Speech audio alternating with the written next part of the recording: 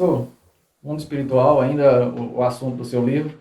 Essa semana a internet foi inundada por assuntos concernentes ao mundos paralelos.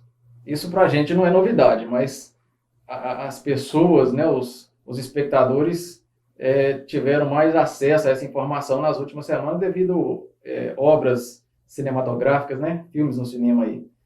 E eu queria que o senhor falasse para a gente desses mundos paralelos, né, o mundo físico e o mundo espiritual, que para a gente não é novidade. E eu queria que o senhor abordasse especificamente como que o anticristo pode se beneficiar dessas informações no mundo espiritual para afetar o nosso mundo físico. Pergunta muito interessante.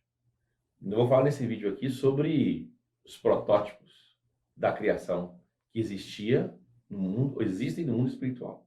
Então, a primeira coisa é o seguinte: tudo é uma emanação. Deus, antes de tudo, ele estava dentro de si próprio. Vamos entender. Deus estava dentro de si próprio. Se ele estava dentro de si próprio, dentro dele é um universo. Mas que tipo de universo que é? Primeiramente, é um tabernáculo, porque todo espírito é um tabernáculo. Então, Deus é um universo que é um tabernáculo. Aí você tem lá o Pai, o Filho e o Espírito. Você consegue achar os três nesse tabernáculo. Você fala assim, onde é que está o Pai? Você vai achar ele aonde? No Santo dos Santos. O Filho, no átrio, porque ele é a grande oferta pela redenção.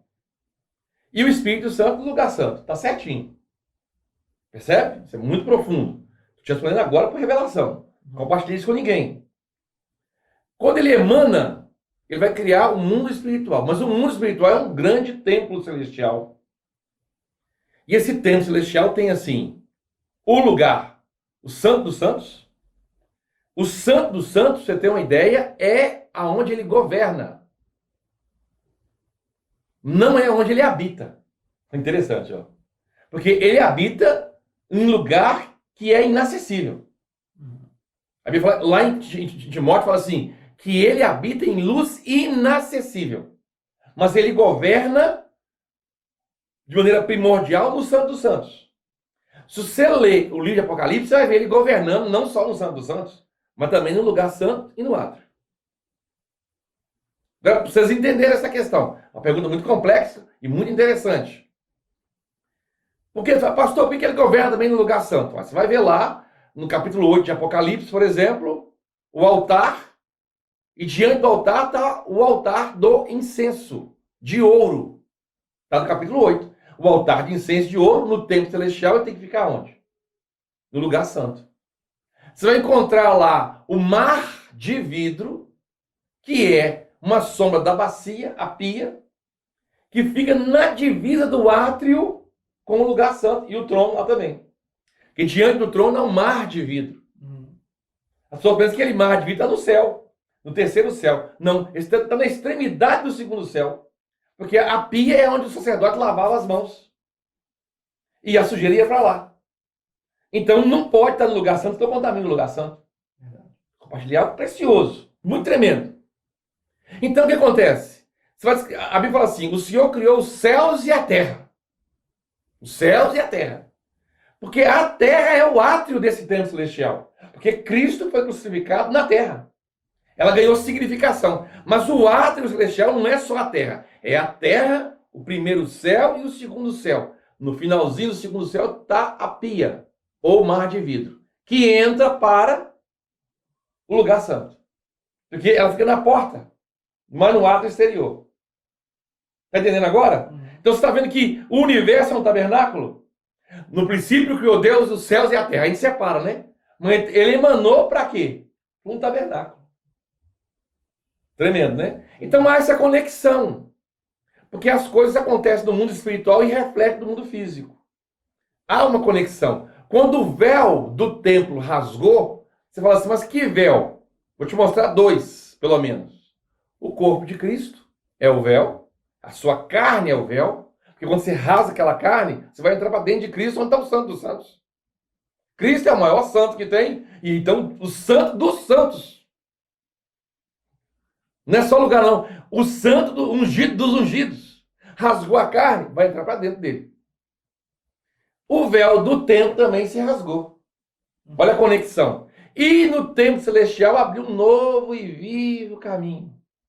Então tem o quê? Uma conexão. Quando houve uma batalha entre o príncipe da Grécia com o príncipe da Pérsia, no capítulo 10 de Daniel, são dois principados que estavam em guerra para saber quem que ia governar os impérios do mundo naquela época. Quem que vence no céu? O principado da Grécia.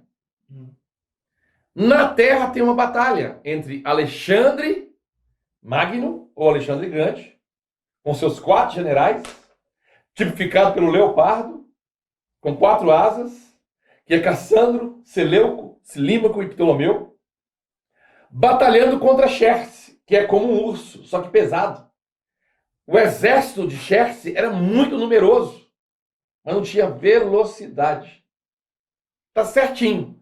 Prevalece Alexandre, mas só prevalece depois que lá em cima prevalece o principado da Grécia. Você me pergunta assim, como é que eu sei como é que o anticristo pode ser beneficiado disso? Eu falei no canal tem um vídeo sobre a tribulação dos anjos. A batalha, primeiramente, vai acontecer nos céus. E tudo que acontece nos céus repercute na terra. Ele precisa vencer nos céus. Porque se ele vencer nos céus, na terra, a coisa já é consequência. Porque os céus refletem a terra. Isso é muito tremendo, né? Isso é algo muito maravilhoso. Então, aqui eu dei para vocês aqui várias chaves. Que alguém que gosta da Bíblia vai ver aqui várias chaves nessa questão aqui, dessas 2 emanações. Mas tem mais uma emanação, que é o submundo. O que acontece nesse mundo aqui reflete lá no submundo, que é, ou que fica no centro da terra, e que tem lá um principado, é o anjo do abismo, o rei do abismo, com lá 200 milhões de demônios, com 4 anjos presos no Eufrates, com 200 anjos também presos no Tártaro. Tem o paraíso e tem o Abaddon, que é o lugar de tormento. Ali é um submundo. Algo que acontece aqui reflete lá também. Emana para lá também. Só isso aí dá para você dar dá para ter uma ideia, correto? Correto. Então, pastor, uma das teorias dessa teoria do multiverso, né, que são vários universos paralelos um ao outro, é de que existiria um Sid Gleason aqui e um Sid Gleason paralelo em outro universo, fazendo uma outra coisa, ou talvez a mesma coisa que eu faço aqui, ou talvez esse Sid Gleason seria mais velho ou mais novo do que eu sou agora. Tem alguma relação de pessoas aqui na Terra onde ela tem um paralelo com o seu anjo responsável pela sua guarda no mundo espiritual? O que existe paralelo, a gente vai ver na Bíblia isso aí. Eu falei sobre Meroz, o anjo Meroz, e Cícera, 2 líderes, um de Canaã e o anjo Meroz, tinham um paralelo. Por exemplo, Alexandre tem um paralelo. Teve um paralelo. Não com outro Alexandre, contra o anjo da Grécia. Que ele é um líder. Tinha um líder no mundo espiritual. Um líder no mundo espiritual. E o que aconteceu com esse líder no mundo espiritual? Refletiu com Alexandre aqui na Terra. Assim, nesse aspecto, mas não é a mesma pessoa. É como se fosse um jogo de xadrez, né? Isso aqui chama-se entrelaçamento quântico. Você move uma pedra, a outra responde. Mesmo estando em lugares diferentes, em situações diferentes. Para líderes, a gente sabe que existe. Porque toda autoridade é construída por Deus. Por exemplo, quando Deus coloca um presidente ou um líder num lugar, existe um anjo paralelo que está governando. Lá em Eclesiastes, capítulo 5, versículo 8, fala isso. Você vê lá uma oposição, tem outro acima daquele e outro acima daquele outro. Então, por exemplo, muitos governos totalitários, né, cruéis, tinham debaixo do seu governo quem? Anjos malignos. Vou dar um exemplo claro aqui. Ciro, o rei Ciro.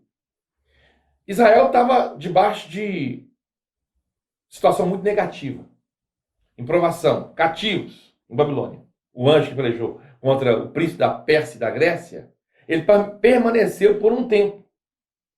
Quando ele permanece por um tempo lá no céu, o que acontece? Ciro, na terra, move em favor do povo de Israel, da liberdade.